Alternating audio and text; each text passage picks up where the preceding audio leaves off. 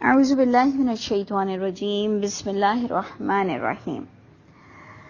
سورہ بقرہ 219 ہم نے پڑھ لی تھی، جس میں ہم نے شراب اور جوئے کے بھی بارے میں پڑھا، اور دوبارہ یسألونک ماذا ینفقون، انفاق کے بارے میں بھی دونوں چیزیں پڑھی گئیں۔ اور بس وہ ایک بات کرنا آپ لوگوں سے رہ گئی تھی۔ خیر وہ تو بہت ساری باتیں یاد آتی رہتی ہیں، لیکن ایک بڑا فنڈامنٹل پوائنٹ جو ہمیں ہر کلاس میں اگر شراب یا جوئے کا کوئی ٹاپک ہو تو اس پر یہ بات کرنا بہت ضروری لگتا ہے کہ جو یہ ہائٹ پر جہالت کی بات کی جاتی ہے، مطلب انتہائی جہالت کی بات جو کی جاتی ہے کہ پہلے شراب حلال تھی اور پھر حرام ہو گئی، تو ایک انسان کو سوچنی چاہیے یہ بات کہ اللہ کی کتاب جسے اسم کبیر کہے، جسے خبیث شیطانی عمل کہے، اور جس کے لیے کہے باز آ جاؤ، اور جس کے لیے سب سے بڑی بات کہے کہ وہ تمہیں صلاۃ سے دور کر دے گی، ذکر اور صلاۃ سے وہ تمہیں دور کر دے گی، وہ چیز پہلے حلال ہو اور بعد میں حرام ہو جائے، تو اللہ معاف کرے، یہ ہماری جہالت کی ہائٹ ہے، ہائٹ کہ اس پر اللہ شاید ہم سے بات بھی کرنا پسند نہ کریں گے کہ اتنے تم جہالت سے اللہ کی کتاب پڑھتے تھے کہ پہلے یوں تھا اور بعد میں یوں ہوا۔ تو مطلب ہمارے پاس ایسا لگتا ہے دماغ ہو کر بھی ہم اسے چلانا نہیں جانتے، شاید ڈر لگتا ہے کہ ختم ہو جائے گا چلا چلا کر، جبکہ آپ اچھی طرح جانتے ہیں کہ جتنا زیادہ دماغ استعمال کریں گے اتنا ہی زیادہ وہ اللہ آپ کی غیب سے مدد فرماتے چلے جائیں گے۔ تو ہم اب ادھر پڑھ رہے ہیں، اب آگے 220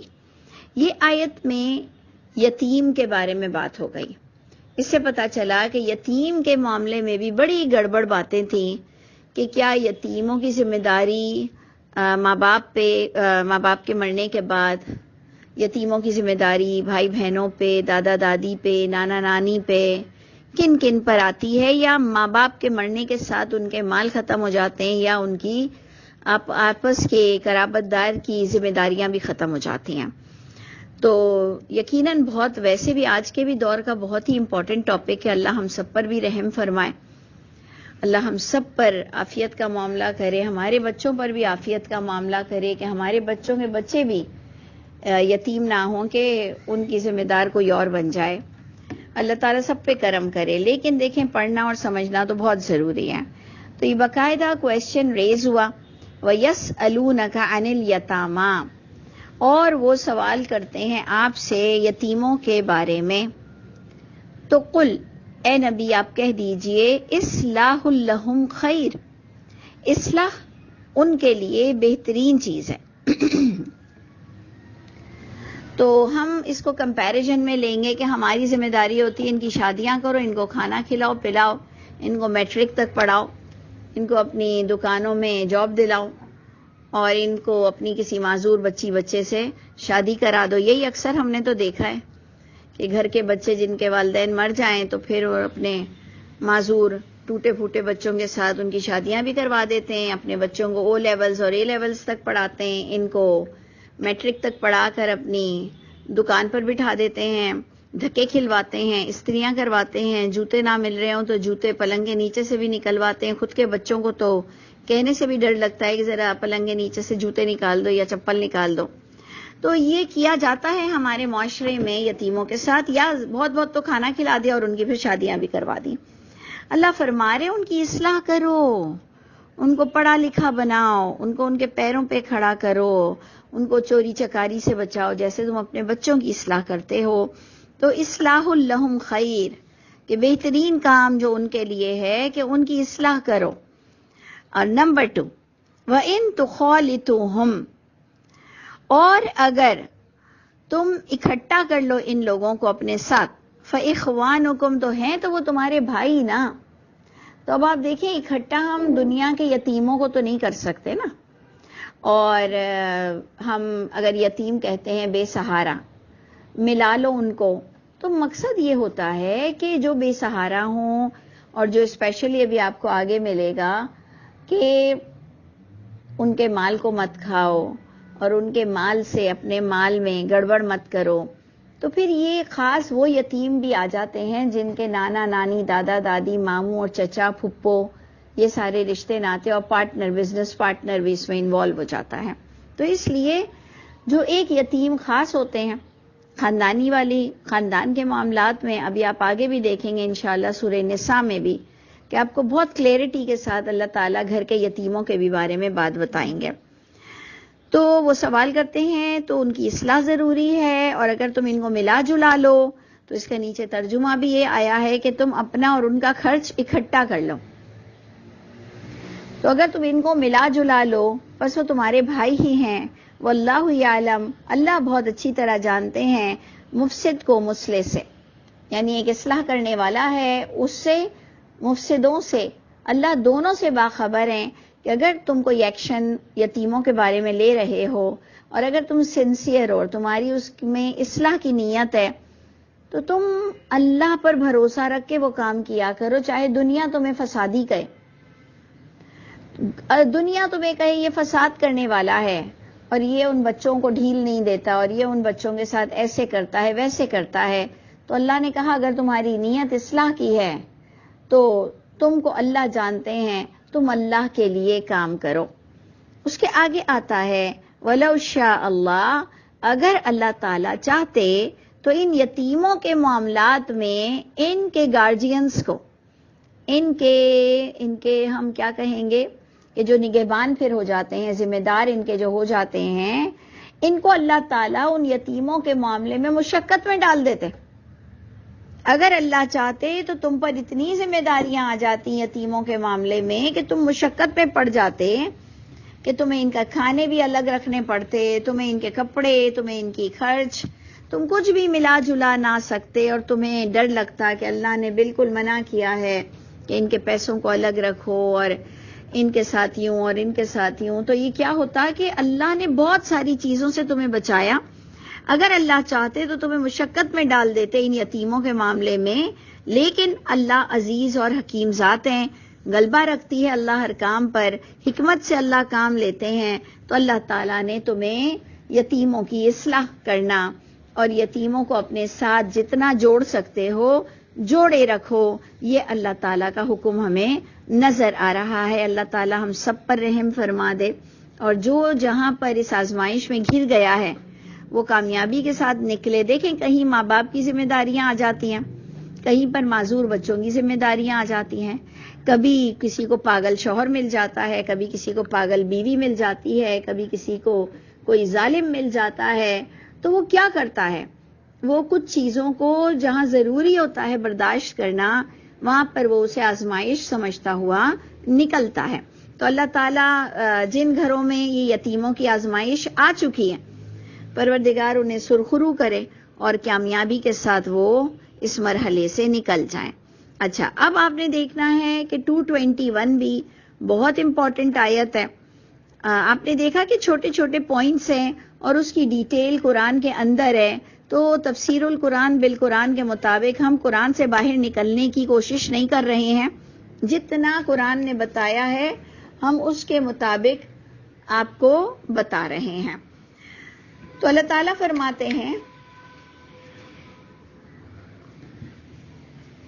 وَلَا تَنْكِحُوا الْمُشْرِكَاتِ. اب ذرا سا آپ نے سب نے غور کرنا ہے، بہت کنسنٹریشن رکھنی ہے. یہ والی جو آیت ہے 221، اس پر تھوڑا سا آپ لوگ، اگر کوئی ادھر ادھر دیکھ رہا ہے، کسی کے پاس قرآن نہیں کھلا ہوا ہے، کوئی اپنے کام میں بزی ہے، تو پلیز تھوڑی دیر کے لیے کنسنٹریٹ کر لے، کیونکہ اس کے لیے ہمیں تصریف بالآیات کی ضرورت پڑے گی اور ہمیں اس لا کو سمجھنا بہت ضروری ہے. جہاں پر لوگ بہت ایزیلی کہتے ہیں کہ جی اہل کتاب سے شادی جائز ہے، اہل کتاب سے شادی جائز ہے، تو آپ غور کیجئے کہ کہیں حرام کام آپ سے نہ ہو، کہیں یہ زنا نہ ہو آپ سے، کہیں اللہ کی حدودوں کو آپ توڑیں اور آپ جاہلوں والی حرکت کریں کہ جی میں نے تو مولوی سے سنا تھا، جی میں نے تو سنا تھا کہ اہل کتاب سے جائز ہے، اہل کتاب سے جائز ہے. تو کان کھول کر سن لیجئے کہ اللہ کی آیت آپ کو کیا کہہ رہی ہے. اللہ تعالیٰ فرما رہے ہیں وَلَا تَنْكِحُوا الْمُشْرِكَاتِ، اور نہ تم نکاح کرو مشرکہ عورتوں سے، حَتَّى يُؤْمِنَّ، یہاں تک کہ وہ ایمان لے آئے. ایمان کا مطلب صرف کلمہ پڑھا دو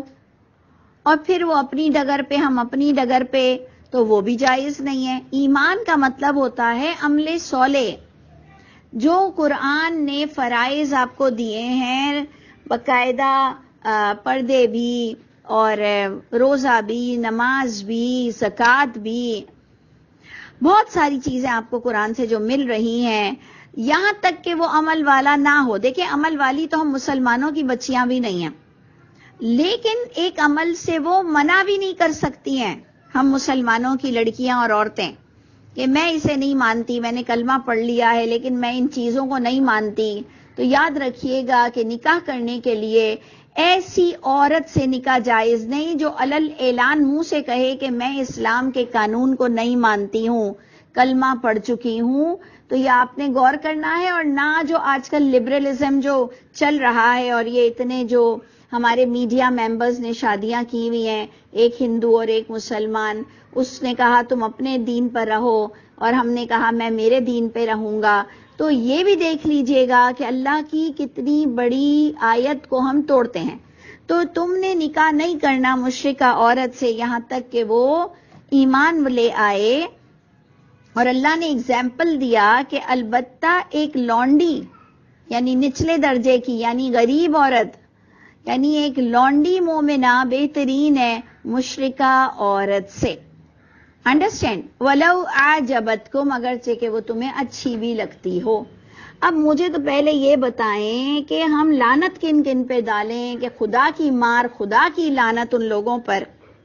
جنہوں نے لونڈیوں سے باڈی ریلیشن کا بھی اسلام کو درجہ دے دیا, جھوٹی حدیثیں بنائی کہ لونڈی جب ہاتھ لگتی تھی تو یہ لوگ راتوں کو اس سے فائدے اٹھاتے تھے یا اس سے یہ بدنی تعلق کرتے تھے. تو آپ سوچیں کہ اسلام کی دھجیاں اڑا رہے ہو کہ اللہ نے تو آپ کو پری پلاننگ کسی مشرکہ سے باڈی ریلیشن کیا نکاح پڑھنے کی اجازت نہیں دی. تو یہ مسلمان لونڈیوں کو لاتے تھے, تو ظاہری بات ہے مسلمان تو نہیں ہوں گی نا وہ لونڈیاں, جبھی تو انہوں نے اٹیک کیا ہوگا. جب انہوں نے جنگ کی ہے تو یقیناً وہ مسلمان لونڈیاں تو نہیں ہوں گی نا, وہ یقیناً کافرہ ہوں گی, مشرکہ ہوں گی. انہوں نے کیسے حدیث میں لکھا ہے کہ آپ اس سے باڈی ریلیشن کر سکتے ہو؟ اور پھر انہوں نے صحابہ کرام کو بھی نہیں چھوڑا, اور انہوں نے اللہ کے رسول کے نام کو بھی نہیں چھوڑا. یہ خدا کی ذات ہے جو جھوٹوں کو لعنت برسائے گی, ذلیل کرے گی. ہمارے اسلام پہ جو ان کتابوں نے دھبا دیا ہے کہ جب وہ غیر مسلم پڑھتا ہے کہ اچھا تمہارے دین میں اجازت ہے کہ تم نان مسلم عورتوں کو ایک تو پکڑ کر لاؤ اور پھر ان سے باڈی ریلیشن کرو, اور اگر یہی کام کوئی ہم سے کرے تو تم کہو ریپ, تم کہو حرام. تو پھر ہمیں اتنی ہاتھ پیر کیوں چلانے چاہیے اگر خدا نہ خواستہ کافروں کے ہاتھوں عورتیں لگ جائیں مسلمان؟ جب وہ کام مومنوں کے لیے جائز ہے کہ وہ کافرہ عورتوں سے لونڈی بنا کر اور انہیں استعمال بھی کرتے ہیں اور انہیں بیچتے بھی ہیں, تو آپ کے دین کا آپ مذاق اڑا رہے ہو کہ ایک بیوہ شوہر مرنے کے بعد 4 مہینے 10 دن کس چیز کا انتظار کرتی ہے کہ وہ نکاح نہیں کرتی. یعنی ایک شخص سے اگر باڈی ریلیشن ہو جائے شوہر سے,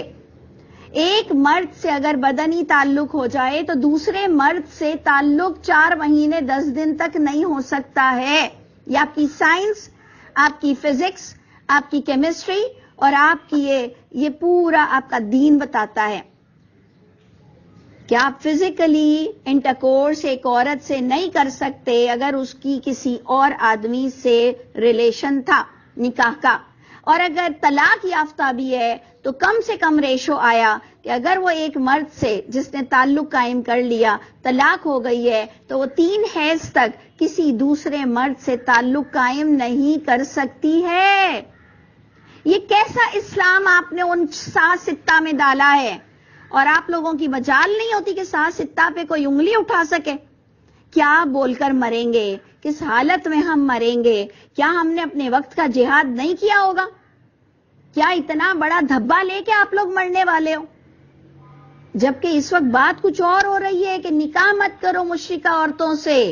نکاح کا معنی ہوتا ہے پورا ایک انسٹیٹیوٹ قائم کرنا ایک عورت کے ساتھ, بچے پیدا کرنا, اس کا ایک مضبوط ریلیشن جس کو میثاقاً غلیظہ کہا گیا, قرآن نے کبھی نکاح ایسے کیے ہی نہیں جو میثاقاً غلیظہ نہ ہو، جو پختہ عہد نہ ہو، اور ایک سٹنگ میں طلاق بھی نہیں دی کہ اگر طلاق کی بھول بھی ہو جائے تو اتنا بڑا انسٹیٹیوٹ ایک دم سے نہیں ٹوٹ جاتا۔ اور آپ کو بچے پیدا کرنے ہیں، آپ کو ان کو اسلام سکھانا ہے، اور آپ اسی اسلامک بک میں ڈال دیتے ہو کہ مشرکہ عورتیں ہاتھ لگتی تھیں تو یہ لوگ استعمال کرتے تھے۔ لا حول ولا قوت الا باللہ۔ خدا تعالیٰ دیکھیں گے ایسے جھوٹوں کو، انسان کی پہنچ سے اگر وہ باہر ہو چکے ہیں تو اب اللہ کا ہی پکڑ آ سکتی ہے۔ تو کم از کم ہم بول کر تو چلے جائیں کہ اللہ تعالیٰ میں ان کے ساتھ نہیں تھی، اللہ تعالیٰ میں ان کے باتوں کی تائید نہیں کرتی ہوں۔ اور اس آیت کو ذرا آپ مجھے بتا دیں، میں نے آپ سے کہا تھا تھوڑا سا کنسنٹریٹ کیجئے گا کہ سورہ نور میں آتا ہے کہ جو شخص زنا کر لے، الزانیہ یا زانی، یہ مشرکہ اور مشرک کے قابل ہے، وہ نہ نکاح کرے مگر مشرک سے یا مشرکہ سے۔ تو اب اس لیے بھی میں آپ کو کہہ رہی تھی کہ تھوڑا سا کنسنٹریٹ کرو کہ سورہ نور نے جو کہا کہ زانی شخص وہ اس قابل نہیں ہے کہ وہ صاف ستھری عورت سے شادی کرے، تو کیا اگر ایک شخص نے اپنی جوانی میں زنا کیا ہے اور اسے ایک پاکیزہ عورت مل گئی تو کیا اس آیت کی روح سے اس کا نکاح ٹوٹ گیا؟ تو ہم کہیں گے کہ دیکھیں وہاں بھی سمجھنے والی بات یہ ہے کہ اللہ تعالیٰ جو کہہ رہے ہیں ناراض ہو کے کہ جاؤ تیرے لیے تو زانیہ ہی عورت ہونی چاہیے، تو وہ کیا کسی کوٹھے پہ جا کر شادی کرے گا؟ پھر وہ وہاں پر گندی اولادیں پیدا کرے گا، پھر اس کی پھپھی چاچی خالہ ماموں سب لوگ زانی لوگ کا پورا انسٹیٹیوٹ کھلے گا۔ تو یہ اللہ نے فرمایا کہ یہ اولو الالباب کے لیے آیت ہے کہ اتنا گندا گناہ ہے زنا کہ تمہارے لائق صاف ستھری عورت نہیں ہے، تم جاؤ منہ کالا کرو مشرک سے مشرکہ سے منہ اپنے کالے کرو۔ یعنی اللہ کے لیے ہم یہ جو آپ کو میں نے پہلے دن سے سکھائی تھی بات کہ ایک آیت محکم ہوتی ہے اور اس کا دوسرا انداز متشابہ ہوتا ہے، اور اللہ فرماتے ہیں جو ایمان والے ہیں انہیں محکم نظر آ جاتا ہے۔ اب یہ آپ پر ڈیپینڈ کرتا ہے کہ سورہ بقرہ کی یہ والی آیت محکم ہے کہ مشرکوں سے اجازت ہی نہیں ہے نکاح کرنے کی، اب چاہے آپ اسے اہل کتاب کہہ لیں کہ جو آپ نے اور ہم نے شارٹ کٹ میں لوگوں کو کہا کہ اہل کتاب کی عورتیں جائز ہیں۔ اگر اہل کتاب نام کے اہل کتاب ہیں لیکن عیسیٰ علیہ السلام کو بیٹا مانتے ہیں تو بتائیے اس سے بڑا مشرک اور کون ہوگا؟ اور اگر یہودی اہل کتاب اپنے آپ کو کہتے ہیں تو عزیر علیہ السلام کو اللہ بتا رہے ہیں انہوں نے بیٹا بنایا ہوا ہے، تو پھر مجھے آپ لوگ جواب دیجئے گا کہ وہ کس لیول کے مشرک ہیں؟ ہم تو ادھر فرقہ پرست لوگوں کو بھی کہتے ہیں یہ شرک ہے، تو پھر ہم تو وہاں بیٹیاں نہیں دیتے ہیں جو اپنے مسلک اور اپنے فرقے کو پکڑے ہوئے ہیں۔ ہم مسلمانوں کے گھروں میں ہم اپنی بیٹیاں ان کے گھروں میں نہیں دیتے، جو اپنی تقلید میں اپنے مسلک میں اپنے فرقے میں بڑھ چڑھ کے کام کر رہے ہیں، جو غیر اللہ کے نام کی نیازیں کرتے ہیں، کھانے کھاتے ہیں، ہم تو وہاں بیٹیاں نہیں دیتے، اور ہم جتنا ضروری ہوتا ہے وہاں سے بیٹیاں بھی نہیں لاتے، اور اسی شرط پہ لاتے ہیں کہ بھائی دیکھو قرآن کے مطابق چلنا پڑے گا۔ تو کیسے اہل کتاب جو عیسیٰ علیہ السلام کو خدا کا بیٹا بناتا ہے استغفر اللہ، اور دوسرے بھی سارے شرک اہل کتاب کرتے ہیں، وہاں کیسے جائز ہوگا؟ اور پھر زانی اور زانیہ کے لیے جو آ رہا ہے کہ اللہ نے حرام کیا ہے یہ مومنوں پر، تو وہاں پر بھی انشاءاللہ جب ہم سورہ نور پڑھیں گے تو اس کا یہ مطلب نہیں کہ اگر کسی شخص نے زنا کیا اور اس نے پاکیزہ عورت سے شادی کی تو اس کا نکاح ٹوٹ جائے گا۔ اللہ فرما رہے ہیں کہ یہ زنا حرام ہے، اور جو زنا کر اللہ کے پاس آئے گا اس کی بہت شامت آئے گی، سوائے یہ کہ وہ توبہ کر لے، کیونکہ زنا وہ کام ہے جو آپ کی ساری نیکیوں کو غارت کر دیتا ہے۔ زنا، قتل اور بھی بہت سے ایسے اقدام ہیں کہ اگر آپ کتنے بھی توحیدی ہوں،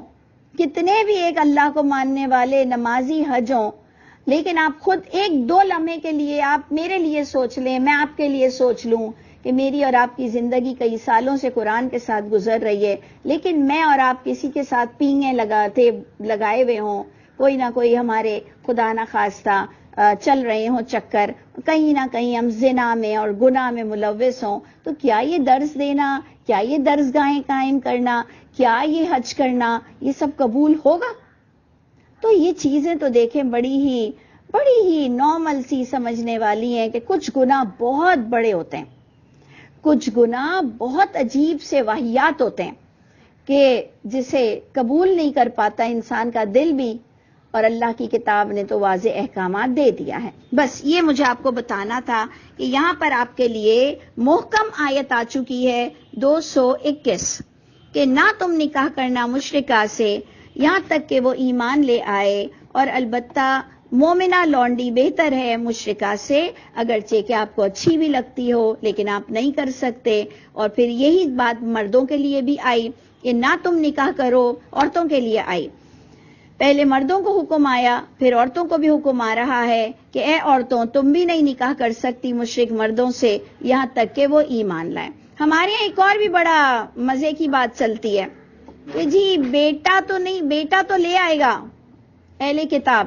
بیٹی کو اہل کتاب میں نہیں دے سکتے ہو۔ بھائی بیٹا کیسا لائے گا مشرک؟ جب تم بیٹی مشرک کو نہیں دے سکتے ہو تو پھر بیٹا کیسے بہو بنا کر لائے گا مشرکہ کو؟ تو یہ ہماری ایک صرف اہل کتاب کی ٹرمنالوجی سے ہم نے بڑا فتنہ اخذ کیا ہوا ہے۔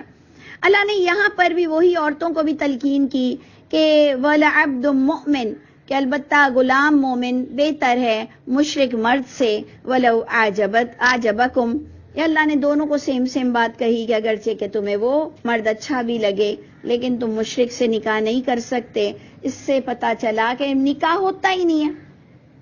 مشرکوں سے نکاح ہوتا ہی نہیں ہے، تو پھر وہی زنا والی زندگی گزرتی ہے۔ اللہ ہم سب پر رحم فرمائے۔ اولئک یدعون الی النار، یہ وہ لوگ ہیں جو دعوت دیتے ہیں آگ کی طرف۔ اب آپ نے دیکھا کہ یہ دعوت کیوں دیتے ہیں آگ کی طرف؟ یعنی اگر آپ اور میں بہت پازیٹیو ہو جائیں، بہت پازیٹیو، اور ہم اس پازیٹیوٹی کے ساتھ یہ سوچیں کہ ایک اگر انسان جو مشرک ہے لیکن بہت ہی اچھا انسان ہے، نیچر کا بہت اچھا ہے، ہم سپوز کریں، جسٹ سپوز اٹ کہ ہے مشرک لیکن نیچر وائز بہت اچھا ہے، آپ کی طرف بلانا،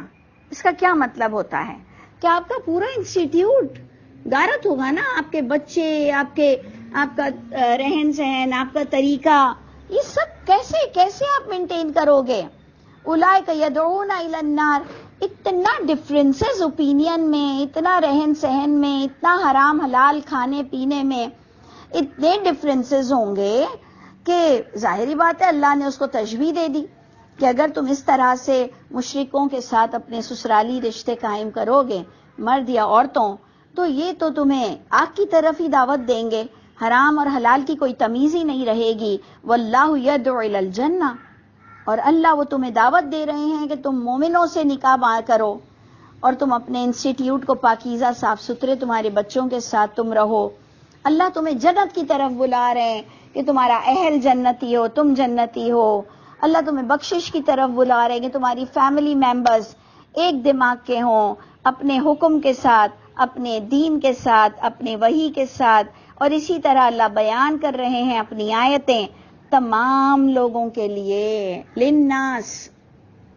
دوبارہ اللہ کہہ رہے ہیں، اللہ بیان کر رہے ہیں اپنی آیتیں تمام لوگوں کے لیے، لعلہم یتذکرون، شاید کہ یہ لوگ نصیحت حاصل کریں، ان باتوں کے ساتھ انہیں بات سمجھ آ جائے کہ یہ شادی کرنا کوئی چھوٹی بات نہیں ہوتی ہے، یہ بہت سوچ سمجھ کر کرنا، پھر بچے پیدا کرنا، یہ بڑے سوچ سمجھ کر کرنے والی چیزیں ہوتی ہیں۔ اور پھر ہم کہتے ہیں کہ اللہ مالک ہے، اللہ کی جو مرضی تھی، اللہ نے جو قسمت میں لکھا، تو اس کا بھگت، اس کو اولاد کی اولاد بھی بھگتتی ہے۔ جہاں ہم نے جو غلطیاں کی ہوتی ہیں نا اپنی انیشل لائف میں، اس کا خمیازہ، اس کا جو